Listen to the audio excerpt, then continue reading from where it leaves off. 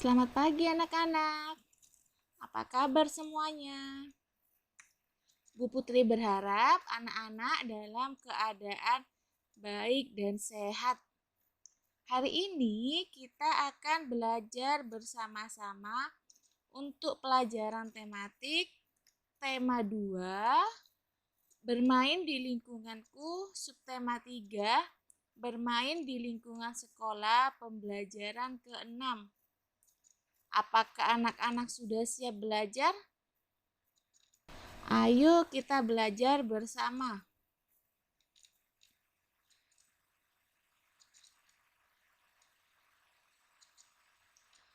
Apa saja yang dilakukan Benny bersama teman-teman? Pernahkah kamu melakukan permainan seperti yang dilakukan Benny di sekolahmu? Nah, di sini Benny dan teman-teman sedang bermain sepak bola. Pernahkah kalian bermain sepak bola bersama teman kalian? Pasti pernah ya anak-anak ya, apalagi yang laki-laki. Pasti suka bermain sepak bola.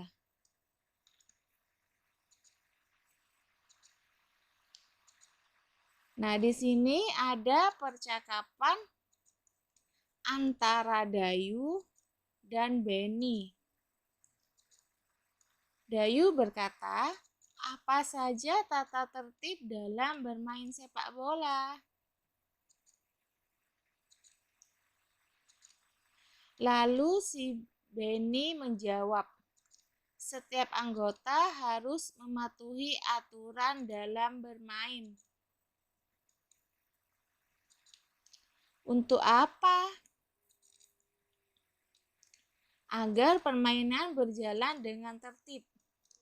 Penonton juga harus tertib. Penonton tidak boleh melempar benda-benda ke tengah lapangan. Kalau tidak tertib akan mengganggu proses permainan.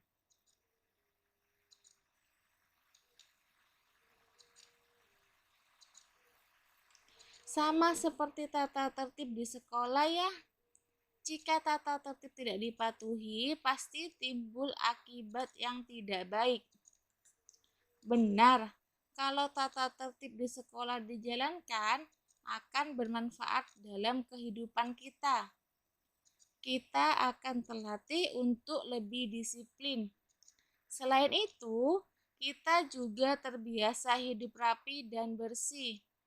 Kita juga terlatih untuk bertanggung jawab dengan kegiatan yang kita kerjakan, serta membiasakan diri untuk ramah kepada orang lain. Membiasakan hidup tertib memiliki banyak manfaat dalam hidup. Itu kata si Benny. Lalu di sini si Dayu menjawab, berarti kalau kita tidak mematuhi tata tertib di sekolah, akan berakibat kurang baik. Kita pasti akan mendapatkan sanksi. Kalau pertama kali melanggar, akan mendapatkan peringatan dahulu. Namun, kalau sudah lebih dari sekali, akan langsung mendapatkan hukuman. Jika pelanggarannya terlalu parah, orang tua kita akan dipanggil.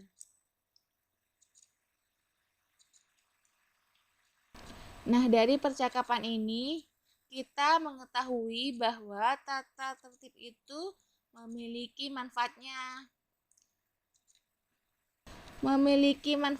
Anak-anak. Kira-kira apa saja manfaatnya anak-anak? Iya, hidup kita akan menjadi disiplin. Lalu membuat kita berlatih untuk bertanggung jawab. Dan juga membuat hidup kita menjadi teratur. Nah, sedangkan kalau kita melanggar tata tertib, itu juga akan mengakibatkan yang kurang baik anak-anak. Contohnya, kita akan mendapatkan sanksi, hidup kita akan kacau. Nah, makanya anak-anak, jika ada tata tertib, mari kita patuhi bersama-sama.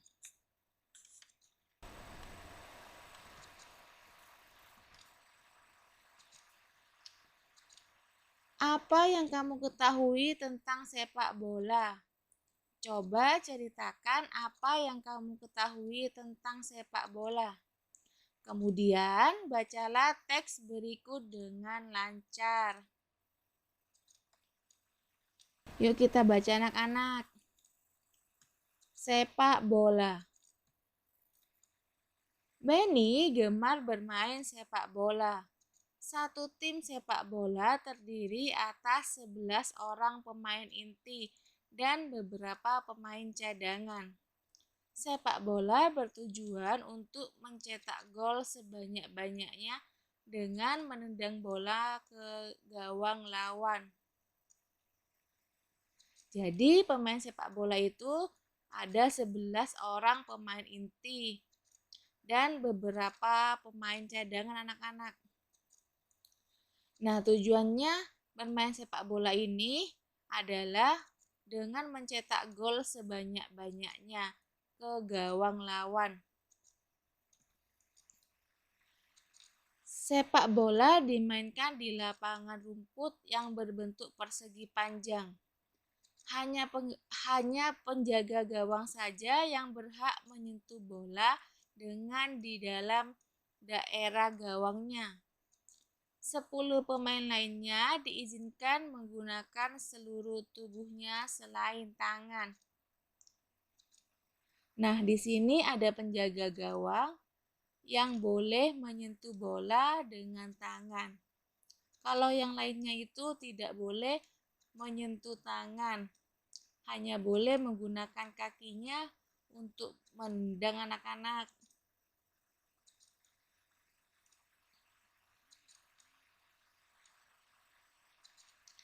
Tim yang mencetak gol paling banyak pada akhir pertandingan adalah pemenangnya.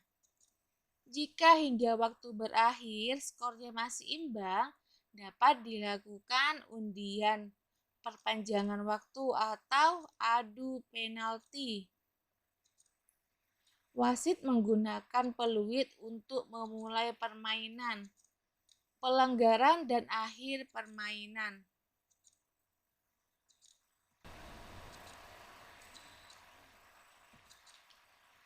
Nah, di sini ada kata-kata yang mungkin anak-anak tidak tahu maknanya. Nah, yang pertama ada kata tim yang maknanya kelompok atau regu. Lalu ada kata inti yang maknanya paling pokok atau penting.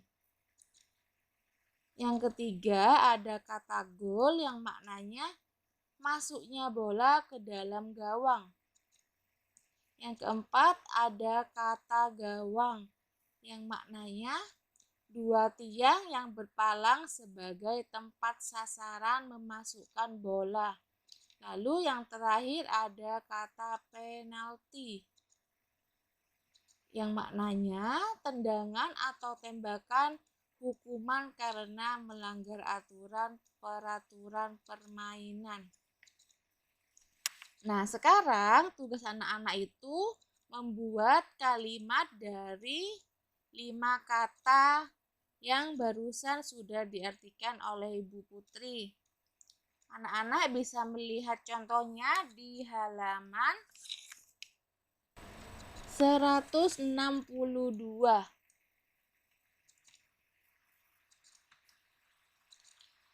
Masih ingatkah kalian tentang pembagian yang bisa diubah dalam perkalian?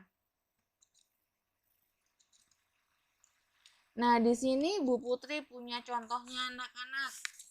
27 dibagi 9 sama dengan titik-titik karena titik-titik dikali titik-titik. Nah, di sini kita akan mencari tahu jawabannya dengan mengubah pembagian tersebut ke dalam perkalian. Jadi, di sini anak-anak bisa lihat dulu bahwa 27 itu dibagi 9 sama dengan titik-titik karena titik-titik dikali titik-titik. Nah, nanti yang kita kerjakan yang di bawah dulu anak-anak, baru kita ke pengurangannya. Kita cari dulu hasilnya 27 dibagi 9. Kita ubah 27 dibagi 9.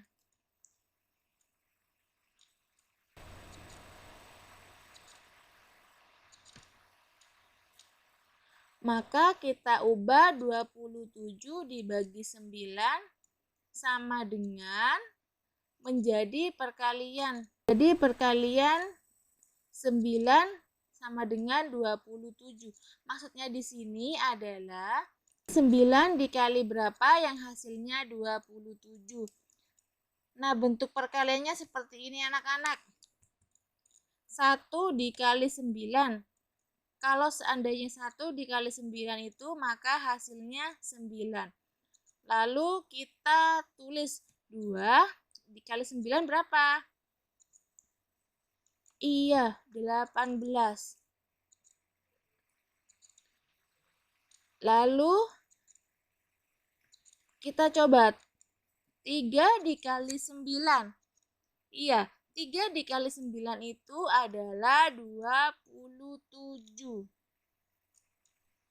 Wah, ternyata 27 ini adalah 3 dikali 9.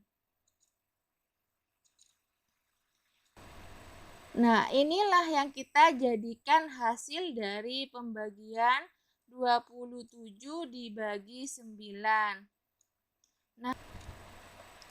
Nah, inilah yang menjadi hasil dari pembagian 27 dibagi 9 sama dengan 3. Karena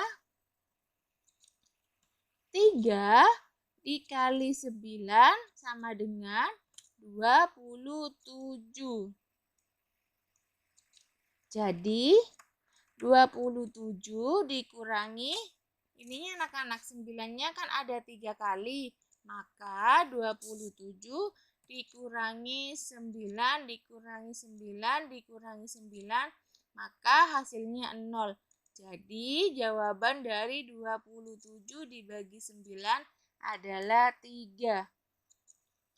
Nah, anak-anak bisa melanjutkan tugas di halaman 164. Demikian anak-anak untuk pembelajaran kita hari ini. Semoga anak-anak dapat mengerti apa yang telah Bu Putri sampaikan. Jangan lupa untuk rajin belajar, selalu berdoa, dan tetap semangat. Sampai jumpa di pembelajaran berikutnya. Tuhan memberkati.